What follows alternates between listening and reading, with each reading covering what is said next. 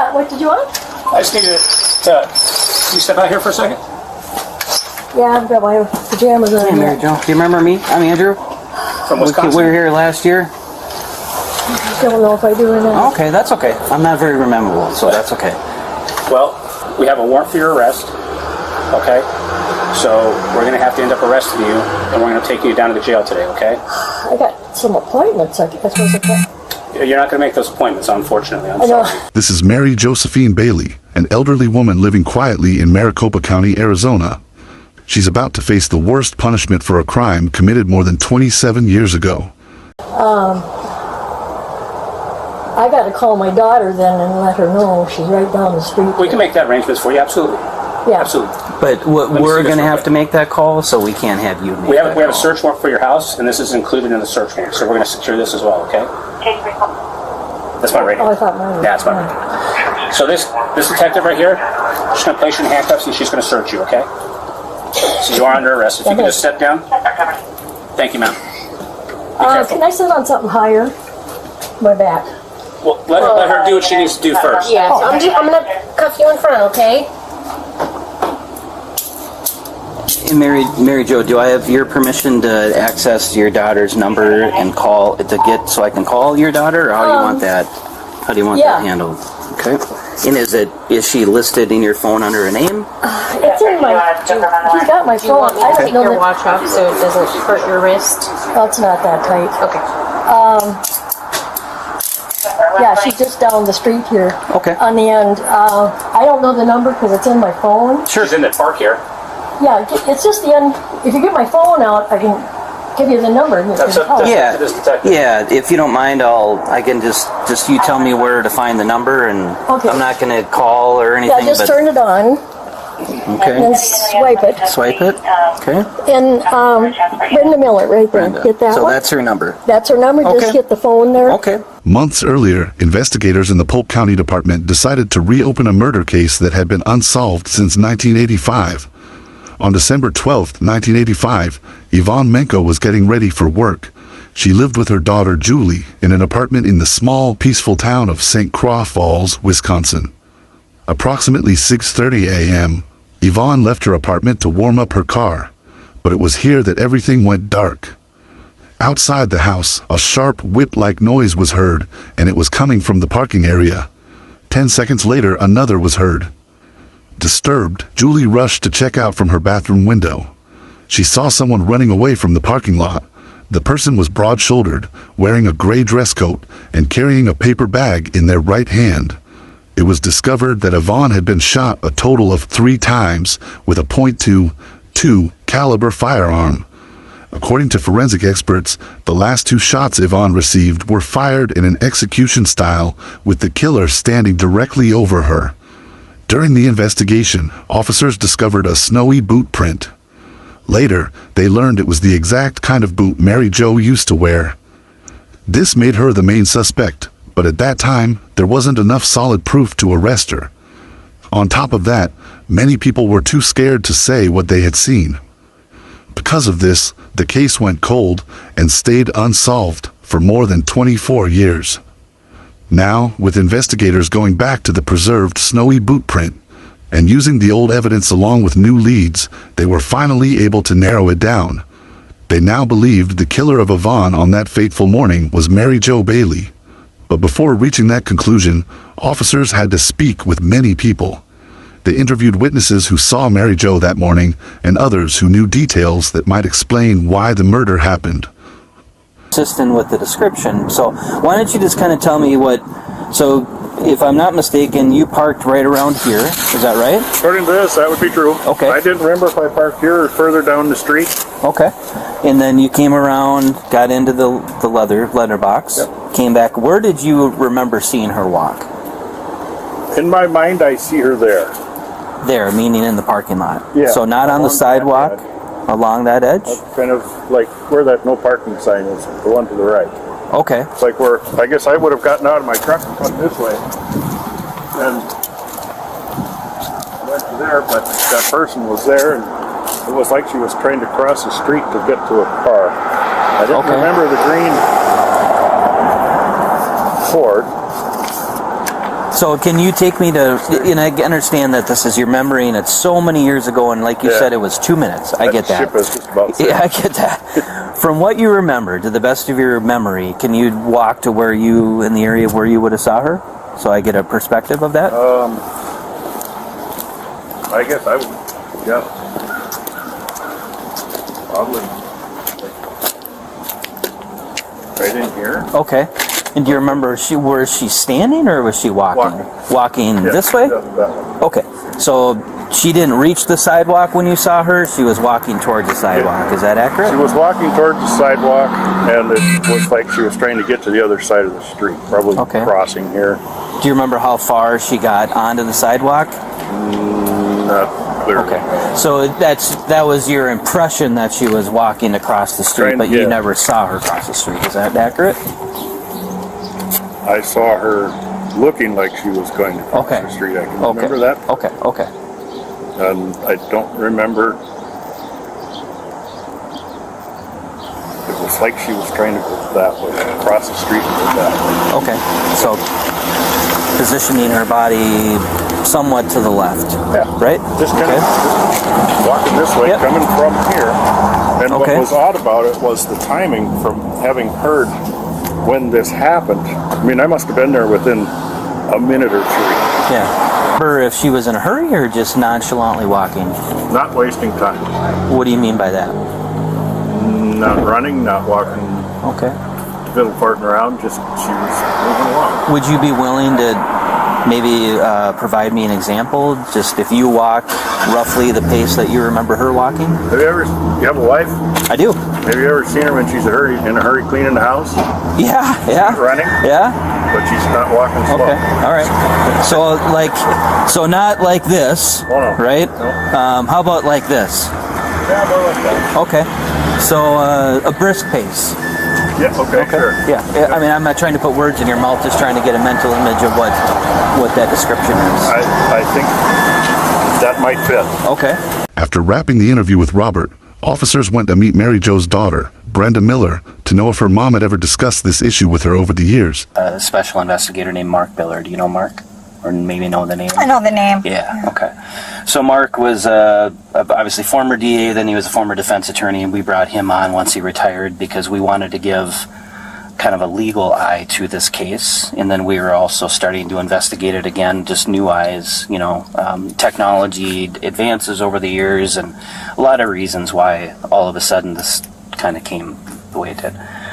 And I told your mom, and I said, hey, Mary Jo, respectfully, evidence suggests you're responsible for this, and I believe she is. I mean, there's a warrant that was generated. The judge agrees to the extent of authorizing a warrant, an arrest warrant, where there's probable cause. And I told Mary Jo, I've met with the family, right? Our job here at this point is not to put your mom in prison for the rest of our lives. I mean, that's not my goal. I don't think that's the DA's goal. The goal is closure. And the goal is just trying to put this to bed, is really what we're trying to do. For all of us, right? Exactly. You've been living with this your entire life on the other end of it, right? People talk about the Menke's, but you have also been affected by this your entire life. And when we talked to Mary Jo, and I think Steve will back me up on this, he was there, your mom, we basically told your mom, we're like, hey, this is coming down the pipe, and we want to work with you on this, right? And then, and nothing happened at that point, which is totally your mom's prerogative. That's totally her right at that point. But we had to continue with the investigation, right? And then here we are. So now the next step was we have to bring her back to Polk County. So just giving you a little background as to how it came to this morning. And again, I don't know how much your mom has shared with you on this whole process, but Not a ton, but okay. So that's where we're at. To the extent of what your comfort level is, what are your thoughts? What are your feelings right now? I don't know. I'm shocked, I guess. Yeah. Does it surprise you that we're now at this point, or kind of? Okay. Yeah. I mean, I don't know a ton. Yeah.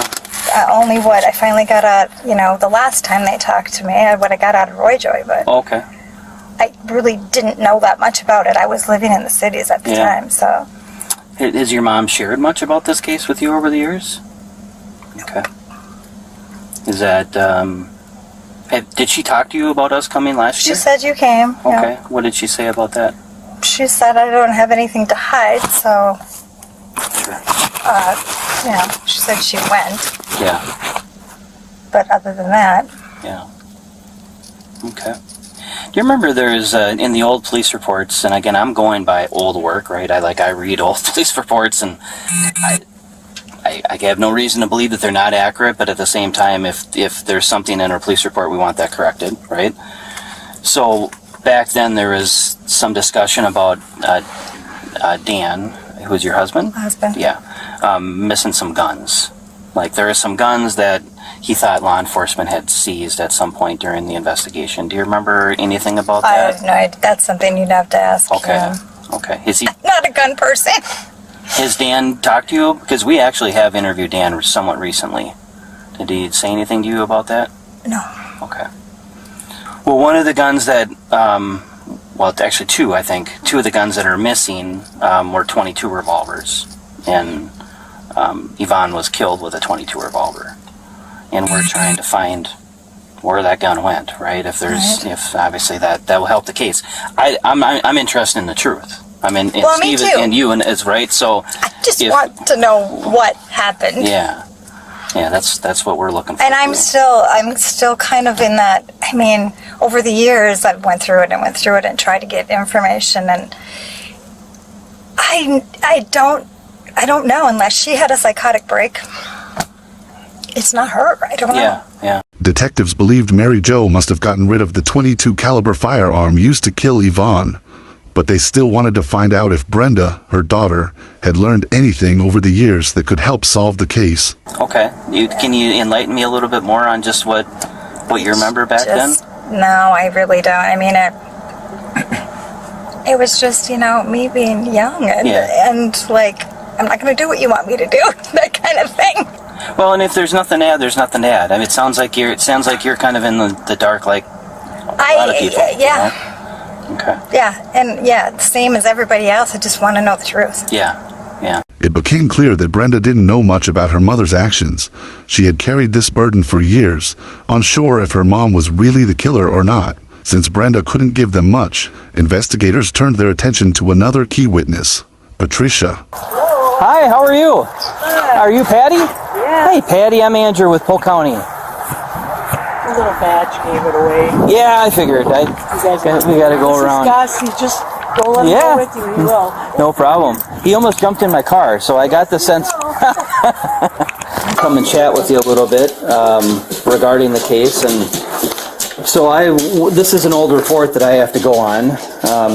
That one of the officers way back in 2009, I think, filed. Yeah, this is like 38 years ago. Yeah. I'm going to be 66. The memory's gone. Well, that's why I always put the report out there first, just to kind of break the ice a little bit. Yep, I do remember them coming here, but I wouldn't let them in without a search warrant. Oh, sure. The reason was my stepfather, we had taken his guns, and I remember he had a sawed-off shotgun, and I know they're illegal. I'm like, no, I'm not letting the cops discover a sawed-off shotgun in my bedroom. Yeah. So I just told him, I said, you get a warrant, you can come look, but I didn't know what my brother had here. Sure.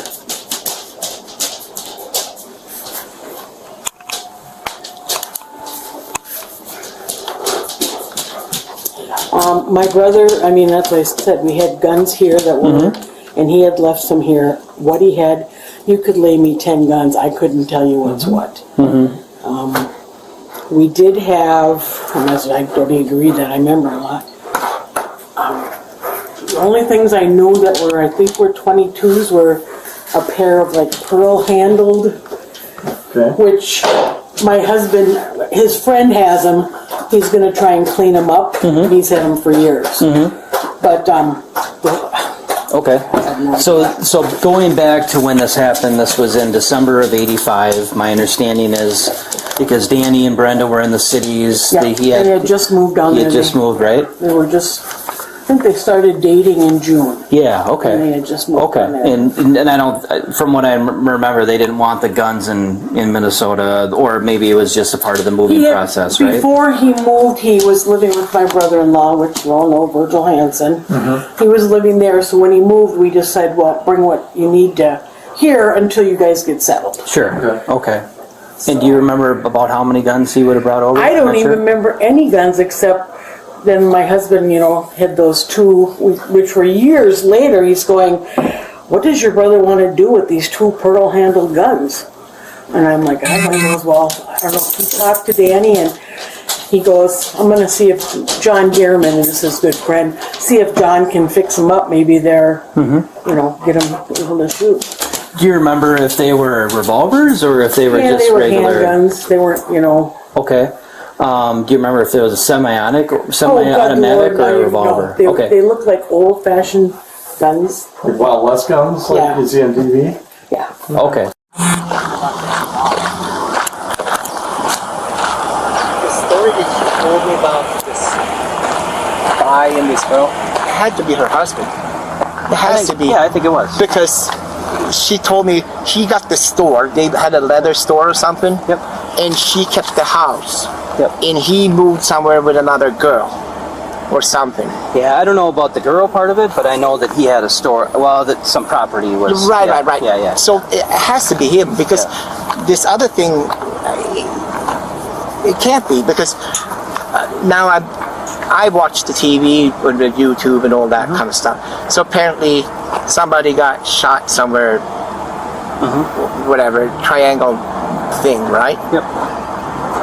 That is not what we talked about. Because I told you, no, he had a leather store or something. Yeah. I think. Yeah, I agree. I believe it. So I agree with that. and to be honest with you, I'm trying to really remember how it was.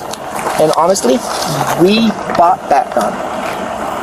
That 22 for $400. My wife bought that gun for $400 From Mary Jo. from Mary Jo. Okay.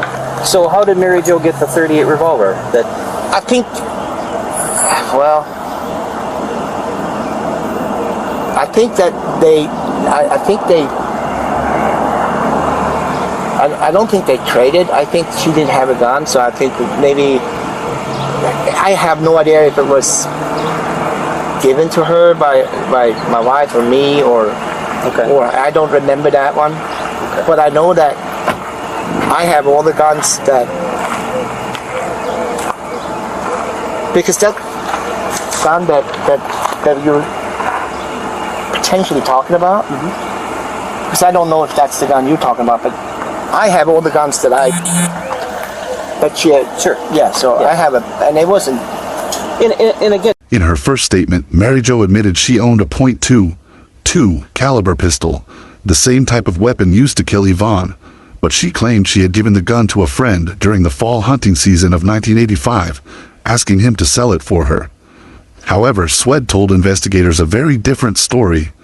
He said he had bought the pistol directly from Mary Jo, and that was after the murder. While they wrapped up with Swed, another witness that detectives brought in revealed something shocking about the footprint found on the snow after the murder. The thing that stuck in my head that was missing were the boots.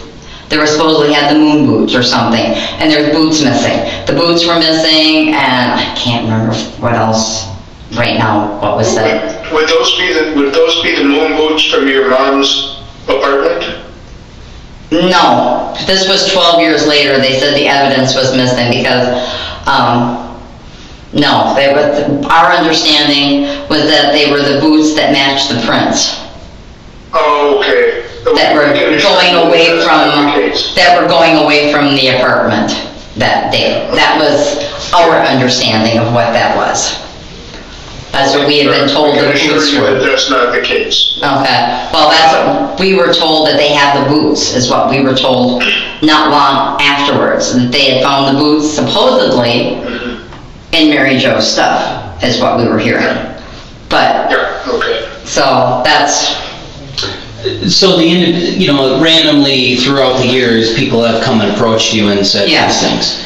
Have they ever been able to provide you an original source as to who they got the information from? Or how they found out? Chuck and whoever he was with, they saw it. They said they were there and saw it. They were at the scene. And they were at Vince's supposedly when was something about the gun. They saw the gun in there and said it was to go to the lawyer. Oh, okay. And that's you know what I mean? So that's the gun. What about the boots? Did they ever given? The boots, I don't know. We absolutely do not have any desire to slam our fist on the table and say, we want her to go to prison for the rest of her life. As a matter of fact, prison, for all I know, isn't even on the table. I don't know, that's not my deal. I'm not an attorney. I'm an investigator. I can just tell you what the conversations are. Our number one goal is that we want closure. That's it. 37 years of living with this. Not only the family, but you and everybody involved.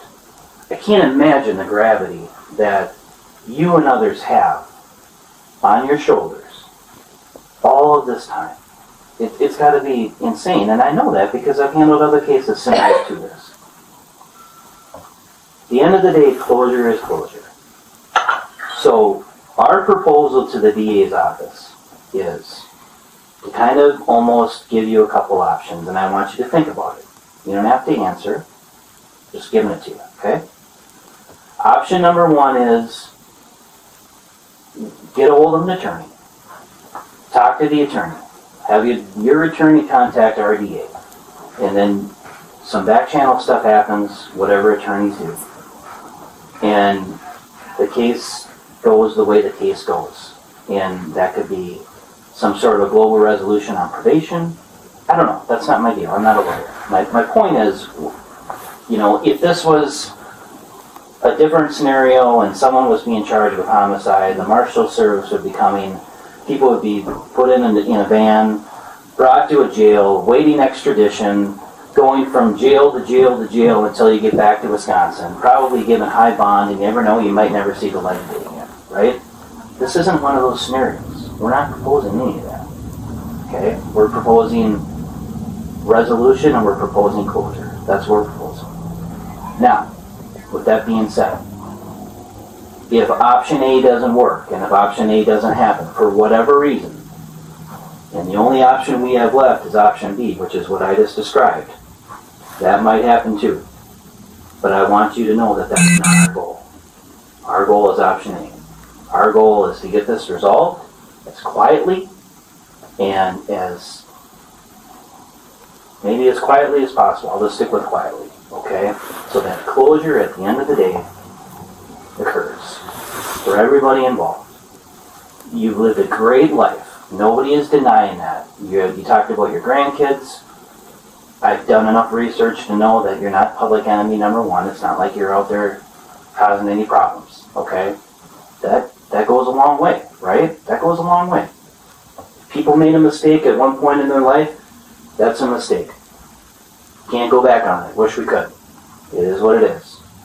But there's a big difference between someone who makes one mistake in life and someone who makes a mistake and then the next week they make another and the next week they make another and then they continue down that road. Well, that's not you. We're 37 years later, you have a home in Arizona, you have another home in Wisconsin. Sounds like you have a great family network. You're certainly not in that public enemy number one pool. You know what I'm saying? So that's my spiel. Our spiel is that's what we're looking for. And I can't elaborate more on the evidence, only to tell you, face to face, eye to eye, we have more evidence than what we had in 1985. And to the point where the district attorney's office is ready to charge. Okay. And that's a pretty high burden, you know? So we want to find a way to get this resolved. Okay? Yeah. All right?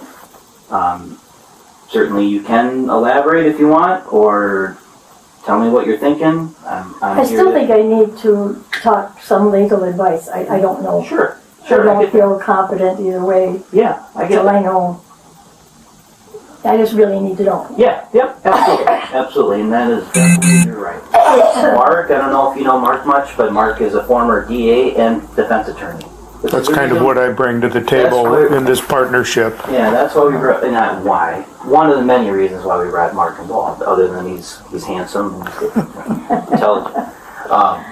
But Mark brings the legal aspect of it, right? And he knows way more about what I just talked to you about. Oh, yeah, I'm sure he does. So Mark, if you want, if I didn't Just effectively... Yeah, let me just ask you this, Mary Jo. Now, we don't know for sure what the DA is going to do, but we do know that he's close and he's made some representations. The casted footprint that resembles Mary Jo's boot, witness interviews that pointed to her as the prime suspect, and even a note discovered in Mary Jo's purse that described Yvonne Menke's truck. Investigator charged Mary Jo with first-degree murder in the killing of Yvonne Menke. In May 2024, a jury found her guilty, and the judge sentenced her to life in prison. Mary Jo Bailey will serve at least 20 years before she can even ask for parole. But by the time that day comes, she will already be over 100 years old.